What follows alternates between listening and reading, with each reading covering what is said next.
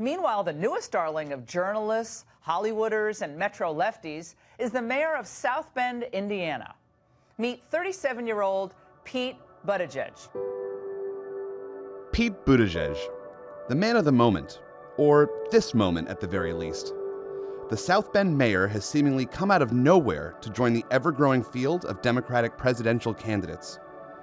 Before he'd even officially announced he was running, he was polling third behind Joe Biden and Bernie Sanders. Buttigieg would be the youngest and first openly gay president if he were to win in 2020. But we're a long way off from that point. Does he have the staying power, or will this bright star just be a flash in the pan?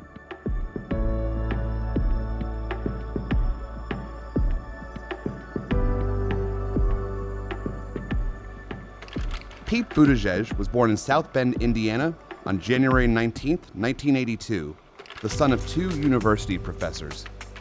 It's fair to say Buttigieg has had a political itch since a young age. He was high school president and was once a part of the United States Senate Youth Program.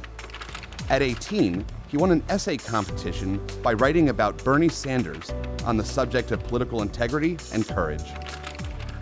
During his time at Harvard, he was president of the Harvard Institute of Politics Student Advisory Committee, and after being awarded a Rhodes Scholarship, Buttigieg got a degree in philosophy, politics, and economics at Oxford to go alongside his history and literature degree from Harvard. Buttigieg got his first taste for political campaigning in 2002 as an intern on Indiana politician Jill Long Thompson's unsuccessful congressional bid.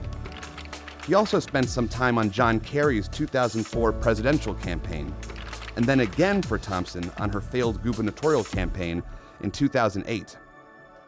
He's probably hoping his 2020 campaign goes better than any of the ones he's worked on.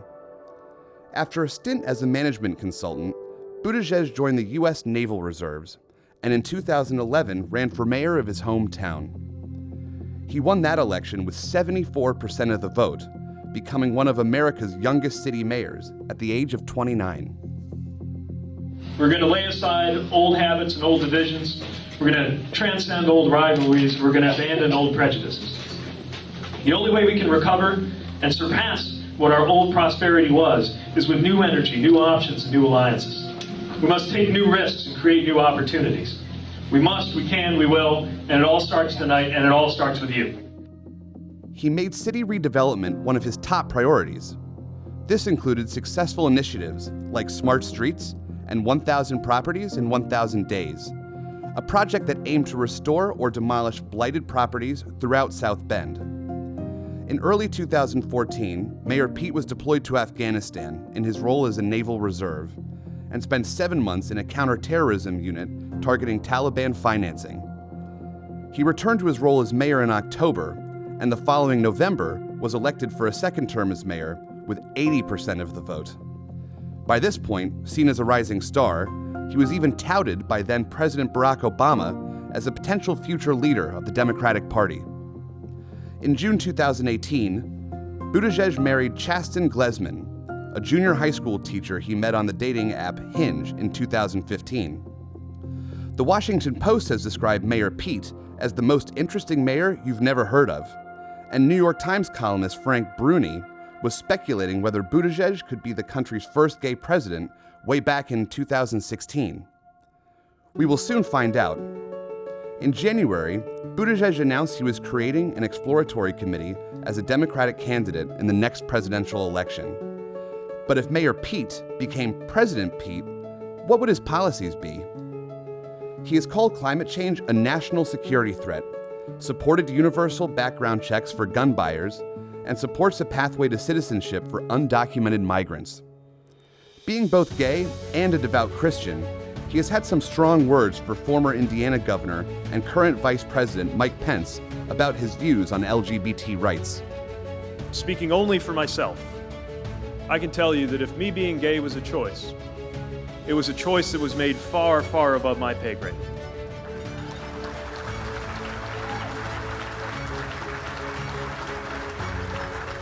And that's the thing I wish the Mike Pences of the world would understand. That if you got a problem with who I am, your problem is not with me. Your quarrel, sir, is with my Creator. He's also pushed for a number of political reforms, such as abolishing the Electoral College, overhauling the Supreme Court, and granting Puerto Rico statehood. All of this plays well to Democrats who feel that the current system gives Republicans an unfair advantage.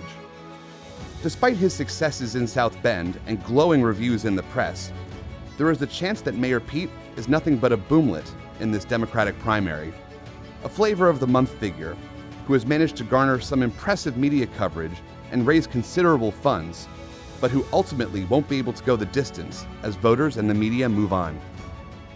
Beyond his Boy Scout demeanor and Mayor Pete shtick, Buttigieg is but another creation of a media apparatus desperate to oust Trump. You want to make sure you're not regarded as just a flash in the pan, but I think the fact that we've been at this for more than a month, so we've literally outlived the flavor of the month period, now comes the sometimes unglamorous work of building out those early state organizations, doing the fundraising, doing the grassroots volunteer organizing that'll power us all the way through into next year. This is Buttigieg's biggest challenge, keeping the momentum up. Aside from a third-place finish in one Iowa poll in March, the millennial mayor has yet to break beyond 6 points in other polls, lagging behind heavyweights like Joe Biden, Bernie Sanders, Kamala Harris, and Elizabeth Warren. He also struggles for name recognition at the moment, with a poll in March finding 62% of Americans don't know who he is. But if he can keep the press and internet on his side, Mayor Pete could very well be the dark horse in this Democratic race. He appeals to young voters and has the ability to raise serious cash, both traits we've seen in the likes of Bernie Sanders and Beto O'Rourke. Buttigieg could very well steal those candidates' support bases and potentially the nomination. His Midwestern background is also very appealing, with Democrats knowing they need to win those states back from Trump if they are to have any chance in 2020. On the other hand, Buttigieg possesses a pretty thin resume in comparison with some of the other candidates, which may end up counting against him as voters figure out who is the best person to take on the president. He joins a crowded field of Democrats positioning themselves as non-establishment: Bernie Sanders, Kamala Harris, Beto O'Rourke, and Elizabeth Warren, in a race that could see Joe Biden as the establishment frontrunner to beat. Is Buttigieg that man? And is he then the man to beat Trump? Are you scared a little bit? I mean, a few weeks ago, somebody else was the flavor of the month. Are you scared that when you announce, you might then get the piñata treatment? Yeah, I mean, definitely the better you're doing, the more people are going to decide to take you down a peg. But that's just politics. That's how it works. And you shouldn't be in this field unless you're ready to defend your record and explain your values. I think really the way you survive the flavor of the month period, or with 20 of us, is probably a flavor of the week period. But the way you do it is through substance. You got to make sure that you're putting forward something that others aren't, or at least that you've got a fresh and different vocabulary that can reach people who maybe have tuned us out. I'm really worried, especially coming from the industrial Midwest, that our party has trouble reaching people who actually believe in our values. They just haven't heard from us in a while. And I think coming from that part of the country, as well as the generational background that I have, and the background of being a mayor, which just puts you in a different headspace, I think, than if you go to work in Washington every day. I think that just might create a way to reach people differently, even if the values are pretty consistent among all of us who are looking at this race. There's no doubt that Pete Buttigieg should be taken seriously as a candidate. And even if he's a boomlet, that's not necessarily a bad thing. After all, the last boomlet in a presidential race is currently sitting in the White House. But I guess I'm here to make the case that a millennial Midwestern mayor might be exactly what we need at a moment when what we've been doing isn't working.